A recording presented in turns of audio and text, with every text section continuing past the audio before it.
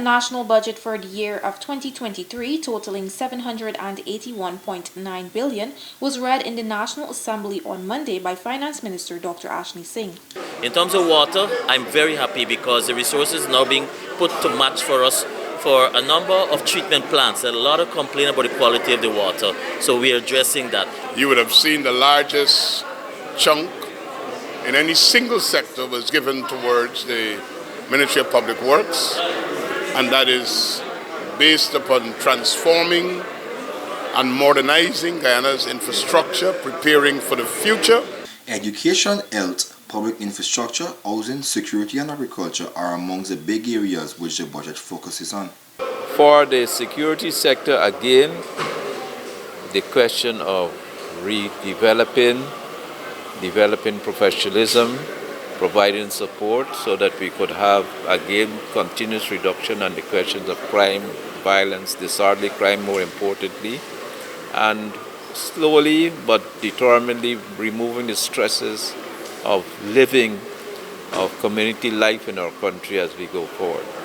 So the interventions with respect to monies for the police force for its transportation fleets, replacing and restoring and rehabilitating that, the question of the Safe Country initiatives, expanding it to other regions right now, and the question of training, again, for our policemen and women to bring, as I said, more stability and professionalism in respect of the work that they have to do.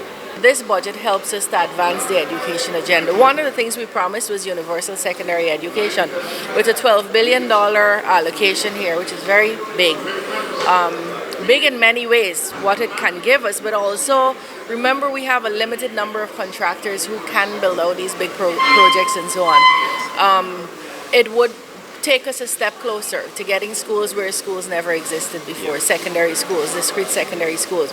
President Irfan Ali, in a live broadcast after the reading of the budget, said it is one that seeks to stabilize all the productive sectors of the country and seeks to secure the vulnerable, improve the lives of the poor, and put more disposable income into the pockets of Guyanese.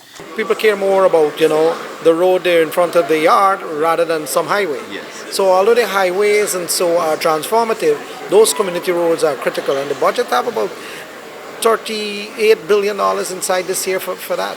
And this is building on a huge spend in 2022 and 2021 and part of 2020. So we keep building on the strengths. What is very important for everyone to know, for all Guyanese to know, is that this budget is exactly in line, keeping with our manifesto promises and with all of the targets and objectives that we have set ourselves for our 5 years in office. Deputy Speaker of the National Assembly, Leonard Schumann, spoke of what the budget brings for the indigenous communities. In terms of the allocation for indigenous communities, I'm very heartened by that. $500 million to support land titling, as you know, that has been a thorn in the side of many administrations, and it has also been an ongoing battle for indigenous peoples. Well, I wouldn't say battle per se, but a concern. And I think that in itself should ease some of those concerns. You've got over $4.7 billion for hinterland development, another $2 billion to support food security. And I think these are some very critical programs. Kimberly Giddings I'm Michael Richmond for the Big Smith News Watch.